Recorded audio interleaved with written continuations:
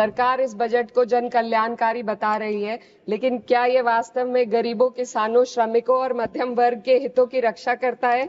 क्या ये युवाओं को रोजगार देगा? जब हम प्रति व्यक्ति जीडीपी के आंकड़ों को देखते हैं, जिसमें भारत विश्व स्तर पर 100 से अधिक देशों से पीछे है। सरकार दावे करती है कि भारत की अर्थव्यवस्था दुनिया में सबसे तेजी से बढ़ रही है, लेकिन इस विकास का लाभ केवल अमीरों को मिल रहा है। देश की शीर्ष 1% अमीरों के पास 40% से अधिक संपत्ति है, जबकि करोड़ों लोग 2 वक्त की रोटी के लिए संघर्ष कर रहे हैं। यह आर्थिक असमानता लगातार बढ़ रही है क्योंकि सरकार की नीतियां बड़े उद्योगपतियों को फायदा पहुंचाने के लिए बनाई जा रही है, जबकि गरीबों और मध्यम वर्ग को महंगाई और टैक्स के बोझ तले दाबा जा रहा है। जब यह सरकार सत्ता में आई थी, तब $1 लगभग 60 रुपए के बराबर था और आज 83 तक पहुंच गया है। 2025 के वित्त विधेयक पर अपने विचार रखने के लिए खड़ी हूं। सरकार इस बजट को जन कल्याणकारी बता रही है, लेकिन क्या ये वास्तव में गरीबों, किसानों, श्रमिकों और मध्यम वर्ग के हितों की रक्षा करता है? क्या ये युवाओं को रोजगार देगा? क्या महंगाई में राहत देगा? लगातार हम पढ़ते आ रहे हैं कि भारत की जीडीपी पिछले 10 वर्षों में दोगुनी हो गई है और हम जापान और जर्मनी को पीछे छोड़ते हुए 27 तक दुनिया की तीसरी सबसे बड़ी अर्थव्यवस्था बनने के ओर अग्रसर है। लेकिन यह उपलब्धि तब फीकी पड़ जाती है जब हम प्रति व्यक्ति जीडीपी के आंकड़ों को देखते हैं, जिसमें भारत विश्व स्तर पर 100 से अधिक देशों से पीछे है। 23-24 के लिए स्थिर कीमतों पर प्रति व्यक्ति जीडीपी केवल 1,24,600 रुपए है। ये कोई आश्चर्य की बात नहीं कि सरकार इस डेटा पर बात करने से बचती है, क्योंकि वे ये नहीं समझा सकते कि पूरे देश की जीवन स्तर में वृद्धि क्यों नहीं हो रही। वे ये नहीं बता सकते कि देश में इतनी गहरी आय असमानता क्यों बनी हुई है और आम नागरिकों को आवश्यक सेवाओं तक पहुंचने में इतनी कठिनाइयां क्यों होती हैं।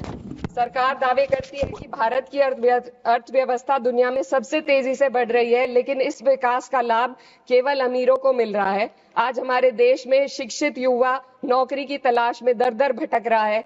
सरकारी नौकरियों में लाखों पद खाली पड़े हैं, लेकिन भर्ती नहीं हो रही।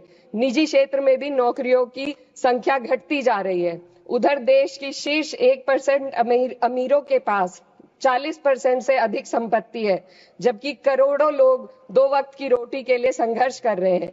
यह आर्थिक असमानता लगातार बढ़ रही है क्योंकि सरकार की नीतियां बड़े उद्योगपतियों को फायदा पहुंचाने के लिए बनाई जा रही है, जबकि गरीबों और मध्यम वर्ग को महंगाई और टैक्स के बोझ तले दाबा जा रहा है। जब यह सरकार सत्ता में आई थी, तब $1 लगभग 60 रुपए के बराबर था और आज 83 तक पहुंच गया है। Sir 2 minute. रुपए की इस गिरावट का सीधा असर आम जनता पर पड़ता है। इस सरकार की मौजूदा वित्तीय नीतियां पूरी तरीके से अमीरों के पक्ष में झुकी हुई है। भारत एक समाजवादी देश है जहां सरकार का कर्तव्य है कि शिक्षा, स्वास्थ्य, यातायात जैसी बुनियादी सुविधाओं का लाभ अपने नागरिकों को पहुंचाए और उन्हें समान अवसर और सुरक्षा दे। भारत के सरकारी स्कूलों और अस्पताल की हालात लगातार बद से बदतर होते जा रहे हैं। सर, बस किसानों पर अपनी बात रखना चाहती हूँ। हमारा देश तब तक सशक्त नहीं हो सकता जब तक हमारे किसानों को उनका हक नहीं मिलता। 2023-24 में भारत की 46% श्रमिक आबादी कृषि क्षेत्र में कार्यरत थी, फिर भी इस क्षेत्र को नजरअंदाज किया जा रहा है। सरकार किसानों की आय दुगनी करने का वादा करती है, लेकिन असलियत यह है कि खेती की लागत बढ़ रही है, जबकि किसानों की आमदनी स्थिर बनी हुई है। ट्रैक्टर और हार्वेस्टिंग मशीनों पर 12% जीएसटी में। सर 1 मिनट, सर किसानों का मुद्दा है, बस 1 मिनट आप खत्म कर लें। हार्वेस्टिंग मशीनों पर 12% जीएसटी से किसानों को परेशानी और बढ़ रही है।